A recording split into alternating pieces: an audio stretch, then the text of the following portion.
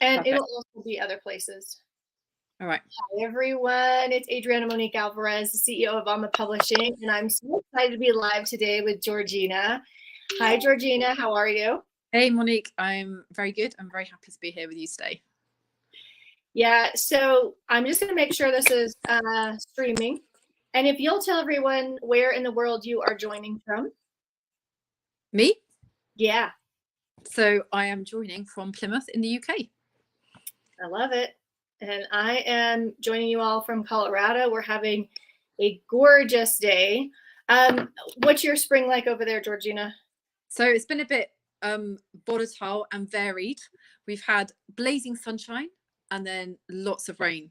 But the trees are now in full bloom. I have a tree just outside my window, which I watch every year to see it turn from bud into full bloom. And I mean, it's just beautiful, like seeing the earth come alive again with all the colours and sounds of this season. It's just beautiful. I agree. It's so cool to watch, the greens start to sprout and then the flowers and, like you said, the trees in bloom. So, Georgina, I want you to tell us a little bit about yourself. I want you to introduce yourself first, and then we're going to talk about collaboration, how you ended up facilitating calls, and all the rest of it. Sure. So I'm Georgina. I am a journaling person. I love journaling as a tool, as an access point, as a gateway to discover more about who you are. And this has been my real passion. I've been journaling, probably writing my whole life ever since I was a kid. I've always loved to use writing as a form of expression, a form of self-inquiry and self-awareness. And I've had a very varied career path over the years, but the red thread that's thread through all of it has always been writing. So for the last 10 years, I've been working as a copywriter, working for some cool brands, helping them to create products, helping them to put their message out there.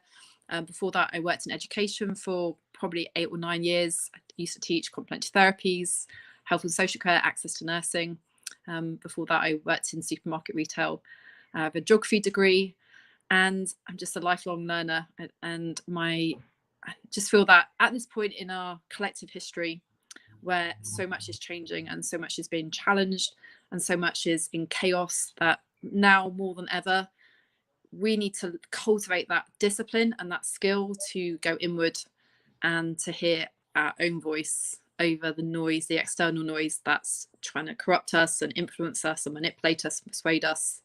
Like, I think inside of us there is wisdom for how to live our life, our unique life, our authentic life. And so I love guiding people to that place where they can hear that voice, so they can unlock that wisdom and be more of who they are. Absolutely.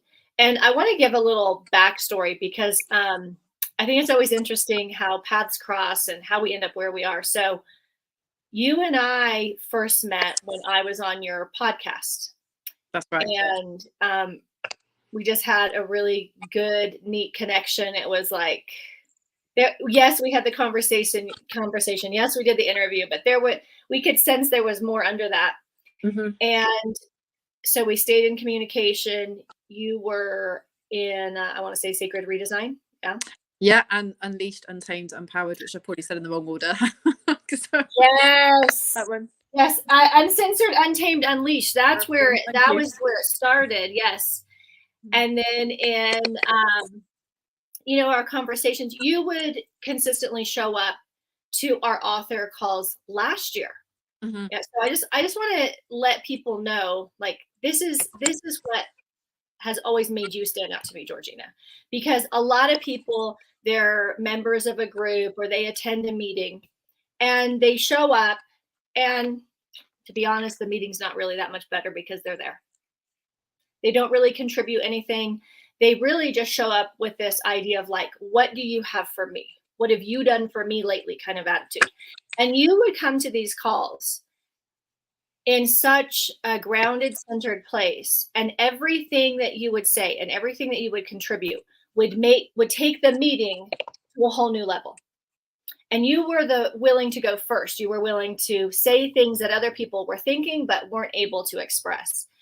And you were such a dynamic part of every single call you were on. So of course you just stood out even more. And that led to us having many conversations because, I was the kid in school who was always like kid and the straight A student. And I noticed all the bad kids are the ones that got all the attention. So I have purposely decided in my business, I'm not going to do that, right? Because it's so easy to give all the attention to the whiners and the complainers and the people who are wanting to put in there, whatever. And not enough attention goes to people like yourself who are always generously giving and making the space better. And of course, we discovered so much more in our conversations. We did. And you said yes to facilitating calls for us this year because I'm no longer able to facilitate these author calls. And so it just made sense. Of course, the person who contributed so much to the calls, yes, of course, she would be great at facilitating and leading them. And you've done an incredible job. Every time you do a call, I get feedback like, wow, that was just amazing, because you take people to deep places and you help them, like you said, find their voice, find their wisdom, find that stillness that can really guide them. So, you and I, basically, we were collaborating naturally and organically. And it wasn't like we sat down, we're like, oh, we are going to collaborate. But it was just easy to do with you because you were so open. So what has been your experience, or how would you define collaboration, as you've been in this new role? Mm-hmm. Yeah, so I think for me, collaboration is that notion that you can't do everything by yourself. And I guess it's like an ecosystem. There are different parts of the ecosystem which separately have a role and a function and a skill or a gift. But then when you merge different aspects together, that individual thing becomes greater than the whole. And so I've always been a collaborator in my work because I bring a specific set of skills that other people can leverage or they can use, or etc. And just that plethora of people coming together is so beautiful. And I think it's quite anti-patriarchy too, because we're so used to being in like hierarchies of importance where certain people sit on top and other people sit underneath. And this notion of doing it by yourself, like being the outlier, all those kind of things, that's really not how we're supposed to operate. I'm a great believer in, if ever you want to find out the truth of something, you look at nature to see what the example nature sets. Like nature sets the example over and over again that nothing happens independently. There's always something else in the background. There's interaction in the background. And so that's for me what collaboration is about finding people where you can contribute to make something better for yourself and everyone else. That's what collaboration is for me. Yeah, absolutely. And that's the thing, is when everyone brings their piece to the table, to the experience, like you said, everyone's better for it. When I think of you, I think of the word synergy.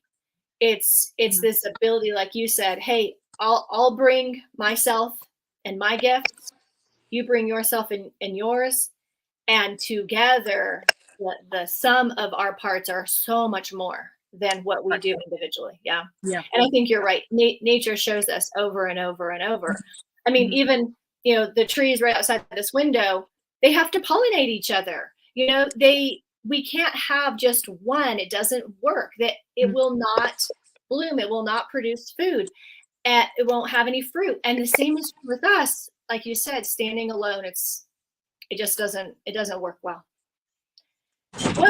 What would you say are the, because let's be honest, this all sounds good and well. And it's definitely how I observe my parents, my family, and it's been natural in my business. But most people I meet in business, this is absolutely foreign. They truly believe in their heart of hearts, no, actually, if it's meant to be, it's up to me. I do this alone. I don't trust people. I don't collaborate. I don't come together. So what would you say is the challenge? Like, how is this not easy? Why do people remain alone and isolated? I think it's because our culture thrives on competition and separation. And we see that in so many different examples. And I think, yeah, sure, some competition can be healthy because it can spark innovation, it can spark improvements, it can spark curiosity, all those kind of things. But ultimately, like, no one's an island, right? We're just not designed to be like that. So I think that we have to recognize that we can go further if we go with other people. And then it's about doing that introspective work to unpack and understand the fears that stop us from being in collaboration. Oh, there's going to be less for me. Oh, what if someone copies my idea? Oh, what if I introduce my client to this other person and I lose that client? Like, what are the things you're actually worried about? Because when you know what the fears are that's stopping you, you can have a different conversation with yourself. It can open up a different realm of possibility.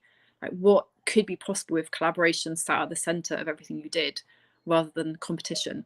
And I think it even starts with acknowledging the fact that competition can be getting in the way. Get really honest with yourself about what is actually driving your decisions. We live in a world where we think there's not enough. Yes. And also this whole status thing, like capitalism prizes status and power, and it encourages us to stand on other people to get to the top of the ladder, to that promised land of whatever. We need to be dismantling that. So collaboration is a tool that can help us dismantle the systems that we're coerced by, that are actually driving humanity to the brink of goodness knows what. Right? Yeah. Okay. So you said some really key things there. So what is actually at the core that's driving me? Because if I behave and everything I say and do and all the decisions I make are all focused around this idea that there's not enough, I don't have enough, and out there's not enough, then that's completely different. Of course, I'm not going to include other people. What, I'm going to divide the pie into more pieces when I already feel like there's not enough, when I already feel like, oh, I don't have enough money, I don't have enough resources, I don't have enough connections, opportunities, right? The list goes on and on. Then yeah, of course. Then collaboration seems like a really bad idea. What a fool, right? No. I'm going to keep my ideas to myself. I'm going to figure it out on my own. I'll do all the parts because, right? But then, like you said, if everything is actually based on, wow, I'm completely whole and complete. I know who I am. I know what I offer. I know what I'm good at. I know what I love. I know what I contribute. And there's more than enough. There's actually so much I could never exhaust all the resources. I don't even need to tap into a fraction of the resources that exist that are circulating around me 24 hours a day. That's a totally different thing. Totally.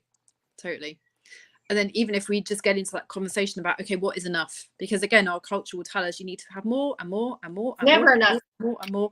It's never enough. And then where does that actual desire drive us? Like, that's part of the problem we're facing right now, is this over exploitation and over extraction. So if we can kind of pull that back and get clear on, okay, what is enough for me? What makes me fulfilled? Because it won't be more material things. It will be other things, the deeper things. Then we can be more open to, okay, maybe I can let go of the pressure to add an extra zero to my income this year. And what can I do differently with that?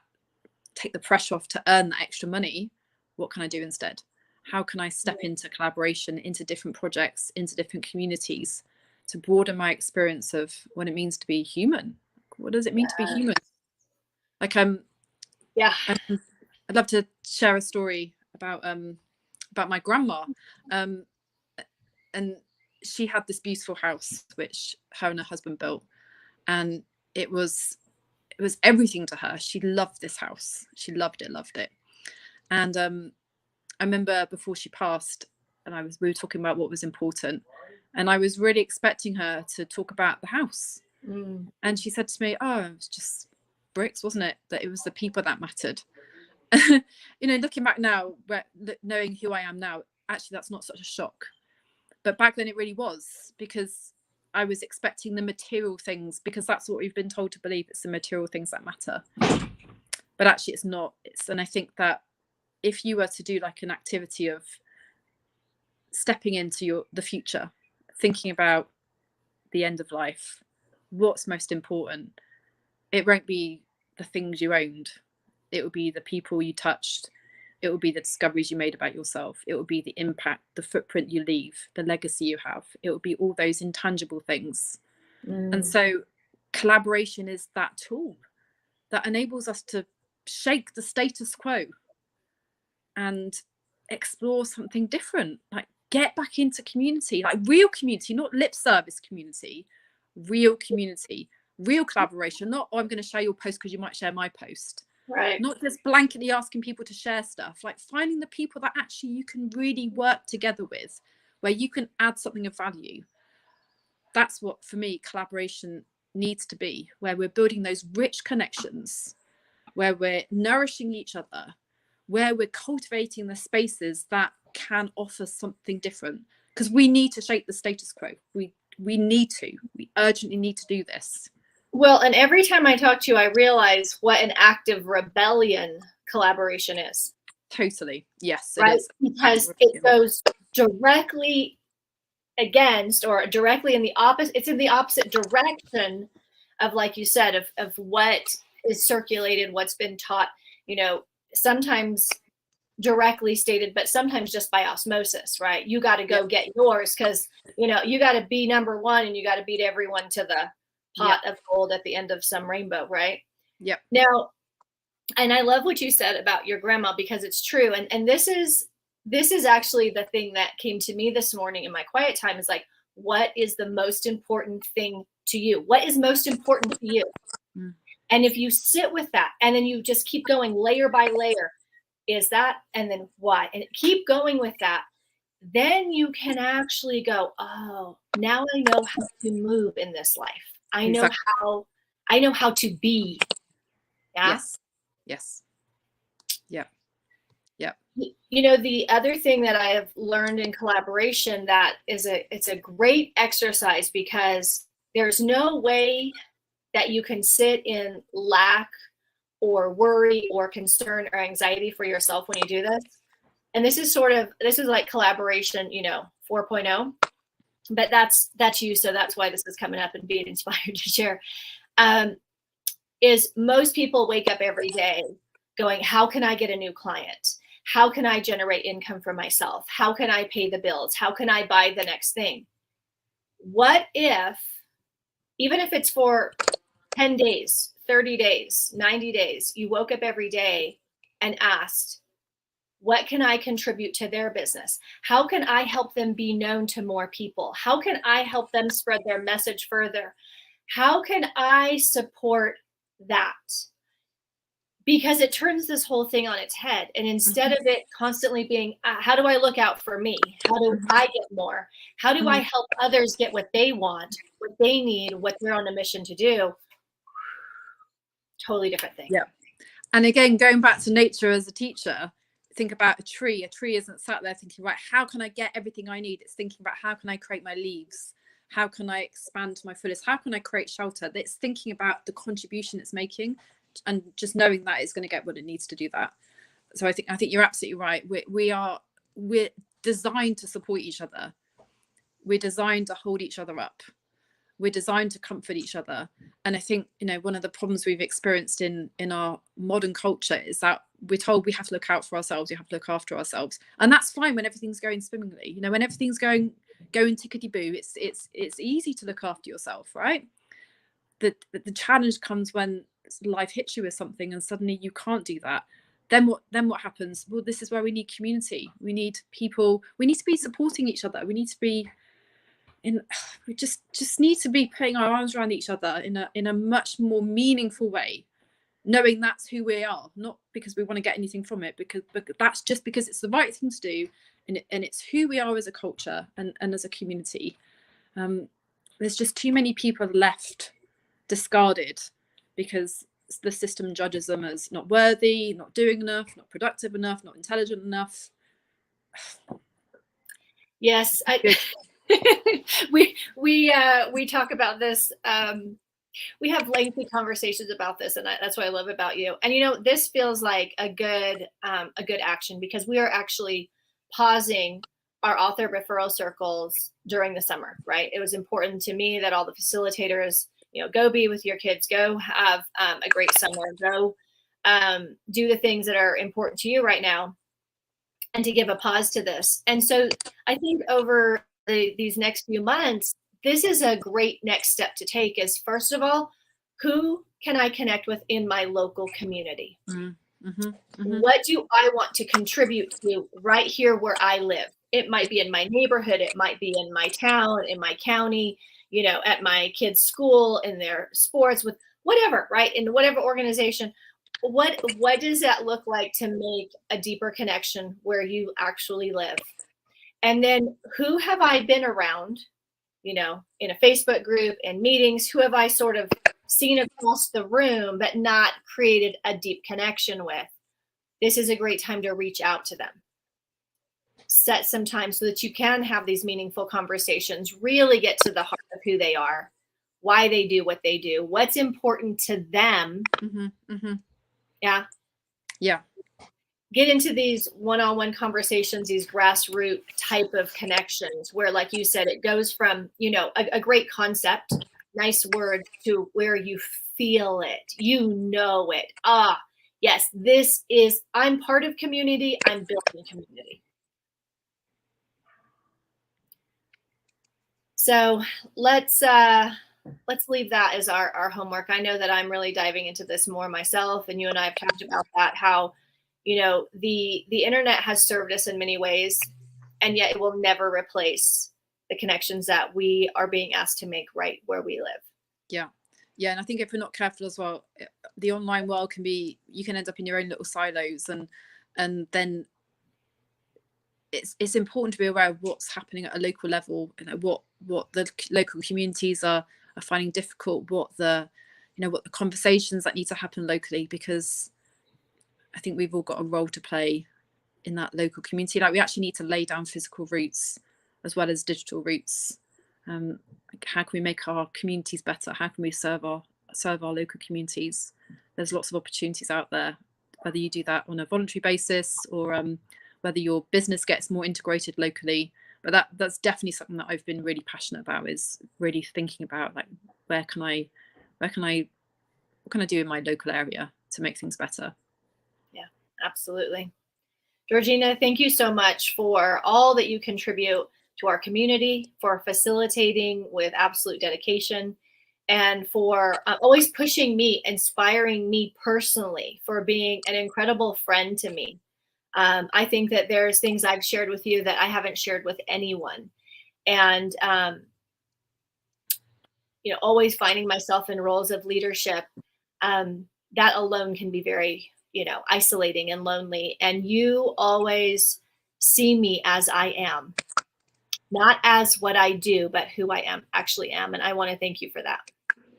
Oh, thank you so much. And I'm just so grateful that you invited me to become a facilitator for this community. Like, I've really enjoyed all the circles that we've been part of and all the people that I've met. And it's just been such a pleasure to get to know you. And I just love that. Well, it's interesting, right? Because I didn't expect to say a lot of the things that I said today, but this is one of the benefits of being in a space where you feel safe to share what's really inside, and you really discover what matters and who you are. So thank you for that. Thank you for being that. Wonderful. We encourage you to, you know, take whatever inspired you from this conversation. There's always another relationship, another connection that will not only support you, but the whole. Until next time, here is to working together and realizing that we're part of the puzzle, but we're not the whole thing. Absolutely. Talk to you soon.